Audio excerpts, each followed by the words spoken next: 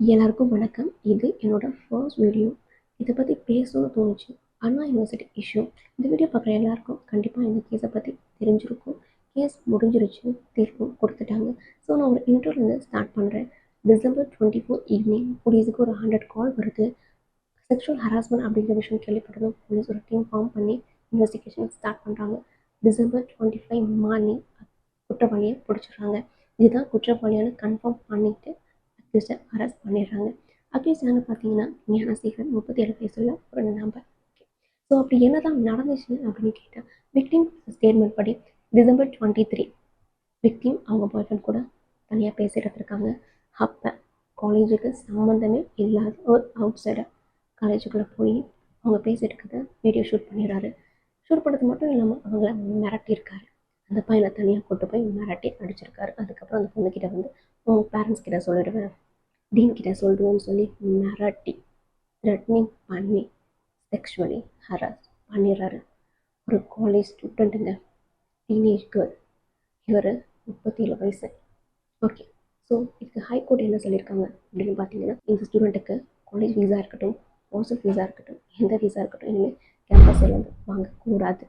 அது மட்டும் இல்லாமல் அவங்க பேரண்ட்ஸுக்கும் இந்த பொண்ணுக்கும் போலீஸ் தரப்பில் பாதுகாப்பு கொடுக்கணும்னு சொல்லியிருக்காங்க. அது மட்டும் இல்லாமல் 25 lakhs கவர்மெண்ட் சைட்லேருந்து நஷ்டஈடு கொடுக்கணும்னு சொல்லியிருக்காங்க. எதுக்கு இந்த நஷ்டஈடுன்னு பார்த்தீங்கன்னா, எஃப்ஐஆருங்கிறது ஒரு கேஸுக்கு ரொம்ப இம்பார்ட்டண்டான விஷயம். பட் இந்த விக்டிம் கேஸில் எஃப்ஐஆர் லீக் ஆகிருக்கு. அதை போலீஸ் என்ன சொல்லியிருக்காங்க அப்படின்னா, இது ஒரு டெக்னிக்கல் க்ளீச் அப்படின்னு சொல்லியிருக்காங்க. நாங்கள் ப்ளாக் பண்ணிட்டோம் அப்படின்னு சொல்லியிருக்காங்க. பட் எஃப்ஐஆர் எப்படி லீக் ஆகிடுச்சு? ஓகே, இதில் என்னென்னா 14 பேர் இதை பார்த்துருக்காங்க, டவுன்லோடும் செஞ்சுருக்காங்க. ஸோ கேஸை இப்படி எழுதியிருக்காங்க, அப்படி எழுதியிருக்காங்க, குற்றம் சாட்டியிருக்காங்க. அது மட்டும் இல்லாமல் பொண்ணுங்களே சில பேர் ப்ளேம் பண்ணாங்க. அது மட்டும் இல்லை, ஹைகோர்ட் ஒரு பொண்ணு ஒரு பையன்கிட்ட பேசக்கூடாது அப்படின்னு சொல்லக்கூடாது. அது மட்டும் இல்லாமல் லவ் பண்ணுறது அது அவங்க உரிமை அப்படின்னு சொல்லியிருக்காங்க. ஒரு மென் ஒரு உமனை எப்படி ரெஸ்பெக்ட் பண்ணணும்னு தெரியணும் அப்படின்னு சொல்லியிருக்காங்க. ஸோ இந்த கேஸ் இதோட முடிஞ்சிருச்சு. அண்ட் ஃபர்தராக சிபிஐ கிட்ட இந்த கேஸை மூவ் பண்ணிட்டாங்க. பிகாஸ் எப்படி எஃப்ஐஆர் லீக் ஆனிச்சு அண்ட் ஞானசேகரன் அப்படிங்கிற ஒரு குற்றவாளி மட்டும்தான் அதில் இருக்காரா, இல்லை சார் அப்படிங்கிறது யார் அப்படின்னு நிறைய கேள்விக்குறி இருக்குது. ஸோ ஃபர்தராக இது க்ரைம் பிரான்ச் டீல் பண்ணிப்பாங்க. ஓகே ஓகே, எல்லாம் முடிஞ்சிருச்சு. அப்புறம் என்ன இந்த வீடியோவில் கேட்குறாங்க, நான் உங்ககிட்ட ஒரு 3 விஷயம் முன்னாடி வைக்கிறேன். நம்பர் 1, அண்ணா யூனிவர்சிட்டி கேம்பஸ் தமிழ்நாட்டிலே டாப் மோஸ்ட் காலேஜ், இந்தியாவில் உனக்கு பெஸ்ட் காலேஜ் கூட சொல்லலாம். அண்ணா யூனிவர்சிட்டி கேம்பஸோட சேஃப்டி செக்யூரிட்டி எந்த லெவலில் இருக்குது, யார் வேணால் உள்ளே போயிட்டு வரலாம் அப்படிங்கிறது என்னங்க. ஒரு கேம்பஸ் இல்லை, யூனிவர்சிட்டி கேம்பஸ்லேயே செக்ஷுவல் ஹராஸ்மெண்ட் நடந்திருக்கு. அப்போ யூனிவர்சிட்டி எவ்வளோ பெரிய ரெஸ்பான்சிபிலிட்டி. இதுக்கப்புறம் கவர்மெண்ட் கண்டிப்பாக சேஃப்டி மெஷர்ஸ் பண்ணுவாங்க, அதுக்கு ஆக்ஷன் எடுப்பாங்க நம்புகிறோம். And number 2, Gnanasekaran. இந்த ஞானசேகரன் என்ன சொல்கிறாங்க அப்படின்னா, ஹபிச்சுவல் அஃபெண்டர், அதாவது ஒரே குற்றத்தை திரும்ப திரும்ப பண்ணக்கூடிய ஒரு நபர் அப்படின்னு சொல்லுவாங்க.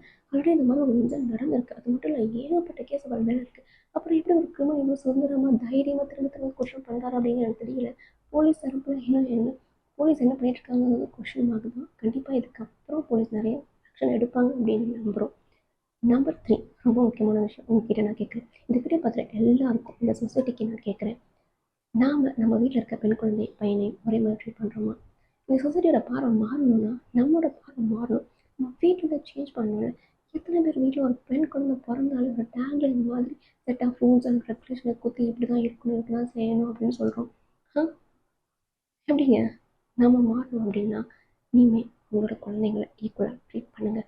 கேர்ள் பேபியோ பாய் பேபியோ 2 பேருக்கும் ஈக்குவலான உரிமை இருக்குங்க இந்த சொசைட்டியில், இந்த சமூகத்தில். முக்கியமாக உங்ககிட்ட பொண்ணு இப்படி தான் இருக்கணும் அப்படின்னு சொல்லாதீங்க, பையன் எப்படி வேணால் இருக்கலாம் அப்படின்னு சொல்லாதீங்க.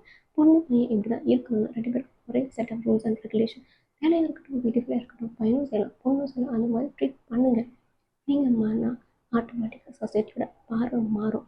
மகாத்மா காந்திஜி ஒரு விஷயம் சொல்லியிருப்பாரு. ஆக்சுவலி நான் ஸ்கூல் படிக்கும்போது எனக்கு ரொம்ப பாதிச்ச ஒரு விஷயம், ஒரு பொண்ணு மிட் நைட்டில் தனியாக ரோட்டில் நடந்து போகும்போது அவளுக்கு எந்தவித பாதிப்பும் இல்லாத அந்த ஒரு நாள் தான் உண்மையான சுதந்திரம் அப்படின்னு சொல்லியிருக்காரு.